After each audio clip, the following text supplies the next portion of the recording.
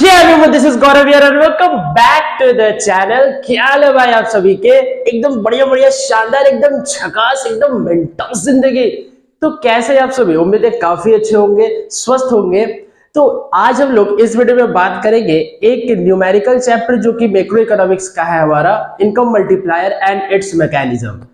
काफी दिनों से मैं वीडियो अपलोड नहीं कर रहा था, इसलिए बच्चों को बहुत सारा क्वेरीज था कि सर कब वीडियो अपलोड होगा, कब यूट्यूब आपका फिर से स्टार्ट होगा, रीस्टार्ट होगा। तो इसी वीडियो के साथ मैं अपना जर्नी फिर से स्टार्ट कर रहा हूं। जैसे आप लोग पहले सपोर्ट करते थे, ठीक उसी प्रकार सपोर्ट बनाइए रखिएगा, तो न्यू वीडियोस अपलोड होते रहेंगे। तो चलिए जल्दी जल्दी शुरू करते हैं और देखते हैं इस चैप्टर के बारे में। Let's begin.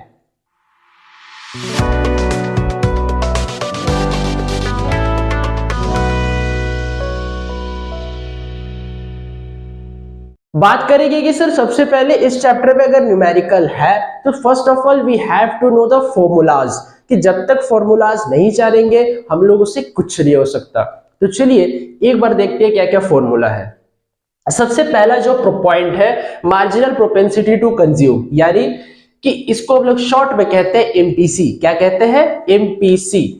ठीक है, इसको हम लोग शॉर्ट में कहते हैं एमपीसी, जिसका फॉर्मूला क्या है? Change in consumption upon change in income, यानी कि इनकम के चेंज होने से कंजम्पशन का लेवल कितना चेंज होगा। ऑब्वियस है सर, अगर इनकम चेंज होगा तो कंजम्पशन लेवल भी चेंज होगा ही होगा।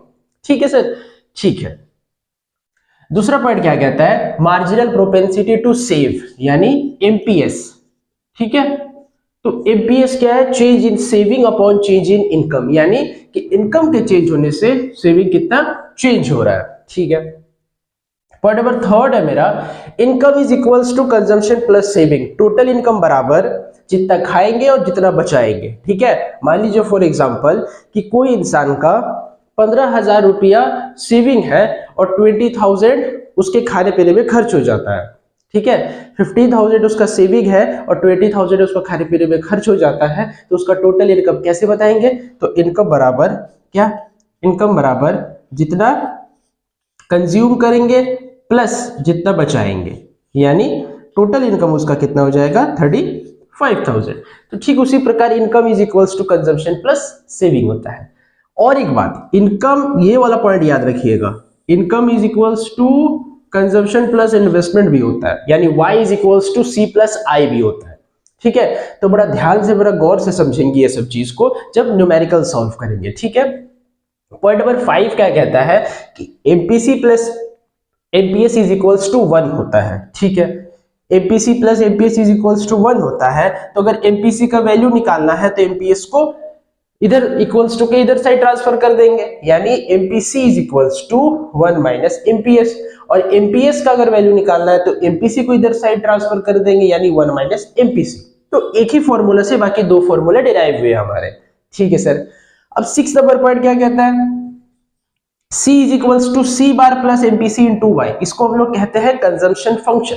ठीक है, तो C का मतलब कंजम्पशन एक्सपेंडिचर, C बार का मतलब ऑटोनोमस कंजम्पशन। अब ये ऑटोनोमस कंजम्पशन क्या होता है सर?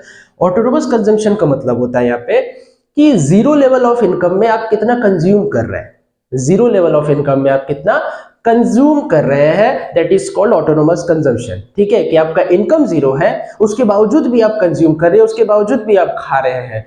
तो कितना कर रहे हैं, कितना खा रहे हैं, उसको यहाँ पे कहेंगे क्या? Autonomous consumption.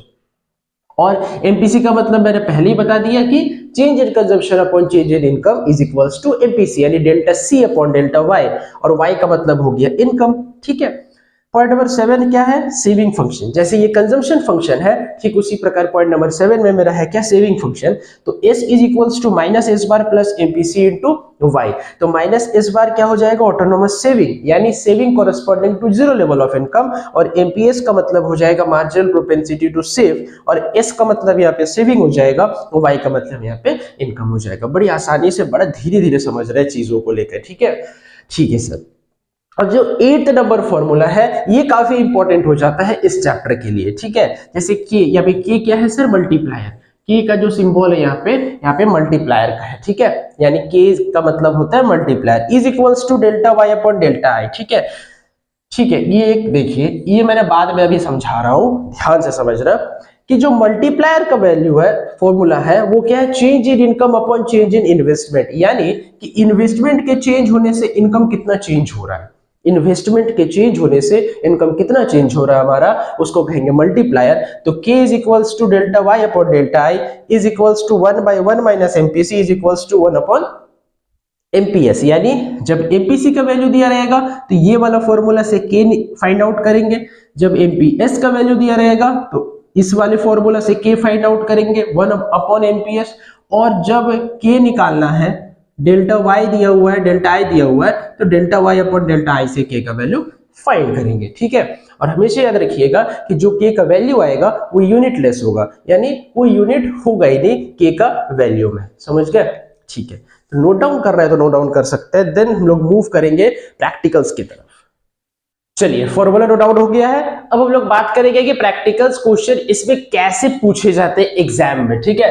तो चलिए बात करेंगे, देखिए अब सबसे पहला क्वेश्चन टैकल करते हैं कि डेल्टा वाई दिया हुआ, यानी change in income ₹500 crore, additional investment निकालना है, ठीक है। अब एडिशनल देखो, चेंज यानी दोनों होता है, या तो इंक्रीज और डिक्रीज होगा, या तो ऐड होगा, या तो फॉल होगा, ये सब होता है चेंज, क्योंकि चेंज मतलब कुछ भी हो सकता है, बढ़ भी सकता है और घट भी सकता है, ठीक है। तो एडिशनल इन्वेस्टमेंट यानी डेल्टा आई कैलकुलेट कर रहा है, और एमपीसी में एक में एमपीसी का वैल्यू 0.3 और एक में एमपीसी का वैल्यू 0.4 है, तो पहला वाला मैं कैलकुलेट कर दूंगा, और सेकंड वाले आप लोग कमेंट बॉक्स में हमको कमेंट करके बताइएगा कि सेकंड वाला का आंसर कितना आया है, ठीक है। तो पहला वाला देखते हैं सबसे पहले, तो k कैसे करेंगे फाइंड आउट, 1 माइनस एमपीसी, ये वाला फॉर्मूला से, तो k is equals to 1/1 minus 0.3, यानी k का वैल्यू निकल के आ गया कितना, पॉइंट हटेगा तो 10/7, ठीक है सर। तो पहला स्टेप क्लियर हो गया, लेकिन हमको चाहिए क्या, एडिशनल इन्वेस्टमेंट। अब k का और एक फॉर्मूला होता है, k is equals to delta Y upon delta I, तो k का वैल्यू हो गया 10/7 is equals to delta y मेरा कितना दिया हुआ है, 500 करोड़, यानी 500 और बाय डेल्टा i। अब क्रॉस मल्टीप्लाई करेंगे, तो delta i is equals to 500 into 10 upon क्या 7, समझ गए बात को लेकर, सॉरी 500 इंटू 7 और यहाँ पे 10, ठीक है। अब देखिए बात को यहाँ पे समझना जरूरी है, काफी जरूरी है कि 10 से कटेगा तो कितना बार में कटेगा, 50 बार में, और 50 इंटू 7 यानी 350 करोड़ आंसर आ जाएगा किसका, investment when MPC is 0.3 investment is equals to ₹350 crore, ठीक है सर। अब बात को लेकर के यहाँ पे समझिए कि 0.4 आप लोग बनाइएगा, ठीक है।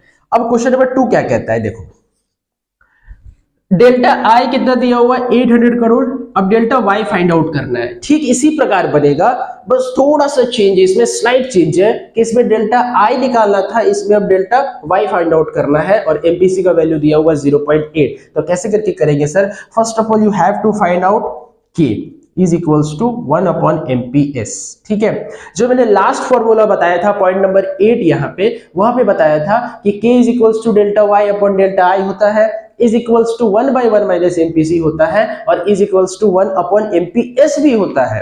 तो जब जैसा डेटा दिया रहेगा उसी हिसाब से हम लोग फॉर्मूला यूज करेंगे। तो अभी आपने एमपीएस का डेटा दिया हुआ है तो 1 अपॉन एमपीएस कर दिए, k is equals to 1 upon 0.8, point हटेगा तो 0, ठीक है बात को। अब देखो 10 अपॉन 8 यानी 8 से अगर काटेंगे, 4 से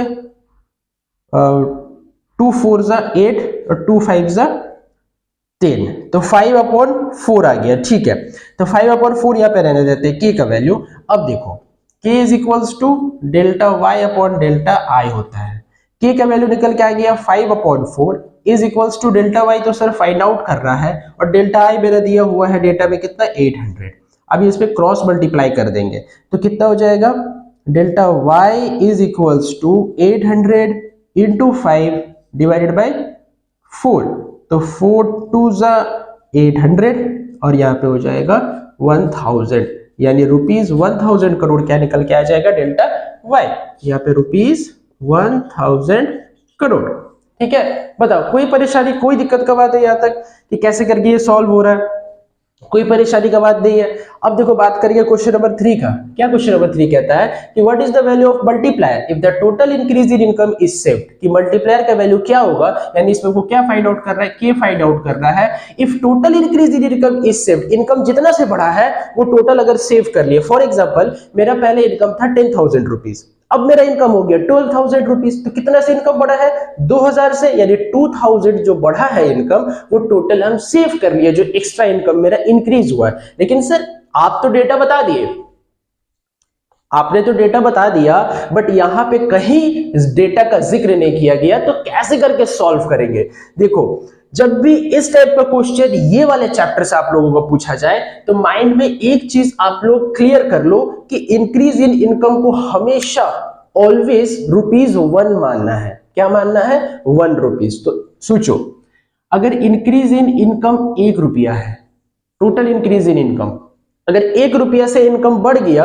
और 1 ही रुपया सेव कर लिए, यानी कि एमपीएस का वैल्यू 1 है, मार्जिनल प्रोपेंसिटी टू सेव, ठीक है। तो जितना से इनकम बढ़ा, कितना से 1 रुपया से, उतना ही सेव कर लिए, यानी जितना से इनकम बढ़ा है एमपीएस भी उतना ही है, ठीक है। और हमको फाइंड आउट क्या करना है, what is the value of multiplier, यानी के फाइंड आउट करना है। और जरा इधर आना, के इज इक्वल्स टू क्या फॉर्मूला होता है जब एमपीएस दिया रहता है, एमपीएस दिया हुआ, इसमें भी एमपीएस दिया हुआ है 1, तो K is equals to 1 upon MPS, same formula यहां पे ही लगेगा, k is equals to 1 upon MPS, तो k is equals to 1 by 1 that is 1, यानी कि मल्टीप्लायर का वैल्यू 1 होगा जब increase in income totally save हो जाएगा, क्योंकि जितना सेव होता है ना, जितना सेव होता है उसको हम लोग बोलते हैं क्या, एमपीएस, यानी marginal propensity to save.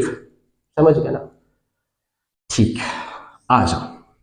Additional income 500 crore दिया हुआ है, यानी ये वाला डेल्टा वाई है, अभी कुछ देर पहले ही समझाए। एडिशनल है यानी चेंज इन इनकम है, इंक्रीज है चेंज इन इनकम है, फॉल इन इनकम है, चेंज इन इनकम है, ठीक है, सारा कुछ।